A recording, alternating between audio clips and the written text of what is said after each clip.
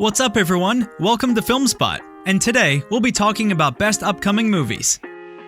Zendaya plays Lola Bunny in Space Jam: A New Legacy. LeBron James has long been thought to be the perfect choice to follow in Michael Jordan's shoes and reboot Space Jam for a new generation.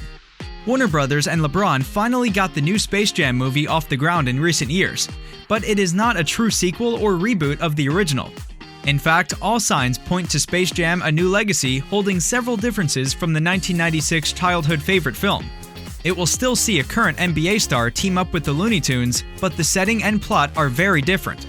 A new report from Entertainment Weekly reveals Zendaya will voice Lola Bunny in Space Jam: A New Legacy. Zendaya is one of Hollywood's rising stars after appearing as Michelle in Spider-Man: Homecoming and Spider-Man: Far From Home. She's also recently starred in HBO's Euphoria and delivered a great performance in Netflix's Malcolm and Marie. She'll take over the role of Kath Soucie, who has voiced Lola Bunny in several past Looney Tunes projects, including the original Space Jam. Building on the previous films in the MonsterVerse, Godzilla vs. Kong takes audiences into the Hollow Earth, the homeworld of the Titans. This is also where Kong finds a battle axe made from one of Godzilla's dorsal plates and discovers an ancient throne room, hinting at the greater history behind the mysterious realm. After he and Godzilla join forces to vanquish Mechagodzilla and save humanity, the film then ends with Kong taking his place as ruler of the Hollow Earth, all while Monarch observes from a distance. Unlike the previous two MonsterVerse movies, Kong Skull Island and Godzilla King of the Monsters, Godzilla vs. Kong doesn't include a post-credit scene setting the stage for the next film in the franchise. The director Adam Wingard did go ahead and let us know that he did film a post-credit scene for the movie that he removed. He said that, "We kind of just sacrificed our post-credit scene. It's not even like that post-credit scene is teeing up anything specific. It wasn't like saying, this is definitely where the MonsterVerse is going next." Although Warner Brothers has yet to announce whether it plans to continue the MonsterVerse or not, audiences are already pushing for a Godzilla vs. Kong sequel by making the hashtag #ContinueTheMonsterVerse trend online, following the movie's bigger-than-expected box office opening.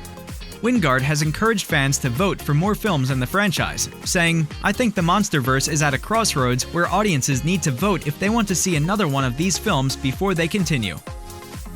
Chris Hemsworth is the strongest he's been playing the God of Thunder in Thor: Love and Thunder. After Avengers Endgame, half of the original Avengers have retired from active duty, only leaving Hawkeye, Smart Hulk, and Thor as the remaining heroes in the MCU. However, the Asgardian prince is the only one among them to be granted a fourth standalone film. The actor can't speak much about what to expect from the upcoming blockbuster, but he reveals in a new interview with The Telegraph that he's been the fittest and strongest he's been in his years playing the God of Thunder. He adds that this is very important as he goes through rigorous filming for Thor: Love and Thunder in Australia. The last time Thor was seen in the MCU, he still has all the weight he gained in the 5 years since his failure to stop Thanos' snap in Avengers: Infinity War.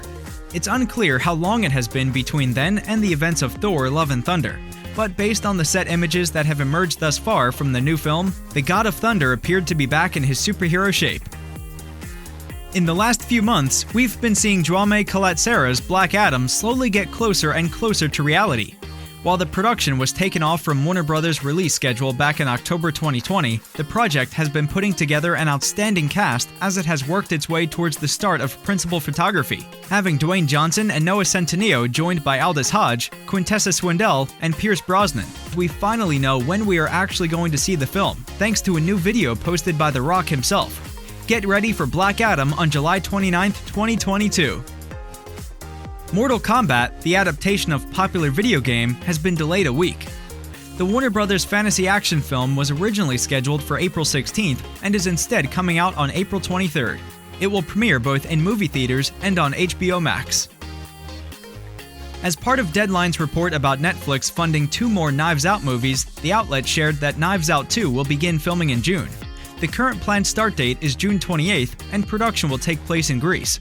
There are no official cast members aboard Knives Out 2 other than Daniel Craig, but the casting process will reportedly begin immediately to find another star-studded ensemble. The sequel does not have a release date at Netflix, but it could debut in 2022 based on this production schedule. The Suicide Squad has set a record by getting 150 million views for its Red Band trailer. The DCEU's first attempt at the Suicide Squad came in 2016 as David Ayer directed DC's ensemble film. However, despite being a box office success, the film bombed with its reception from both critics and audiences, partly due to its PG-13 approach. Warner Brothers later hired James Gunn to take the reins of the Suicide Squad, which will see Amanda Waller's Task Force X embark on a dangerous mission to the island of Corto Maltese.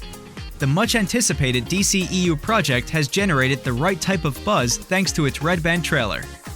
Gunn took to Twitter to make the announcement the Red Band trailer for his The Suicide Squad has set a new record for most views of a Red Band trailer in a week, as the director revealed his film's trailer had over 150 million views worldwide. The joy behind the tweet is certainly justified, as it means the film has now surpassed Mortal Kombat, as well as classic R-rated comic book films like Logan and Deadpool.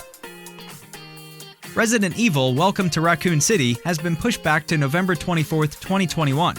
The live-action reboot was initially scheduled for a September 3rd release, but has been officially moved by Sony. While that news will likely come as a disappointment for some fans of the series, it will still arrive this year as the franchise celebrates the 25th anniversary of the original Resident Evil game.